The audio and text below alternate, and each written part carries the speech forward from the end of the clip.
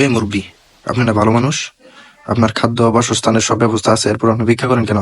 আসলে আমি কিন্তু ভিক্ষা করি না, আমি এটা একটা জনকল্যাণমূলক কাজ করতেছি। ভিক্ষা কবে থেকে আবার জনকল্যাণমূলক কাজ হলো? বিষয়টা না বুঝে কইলে তুমি বুঝবা না।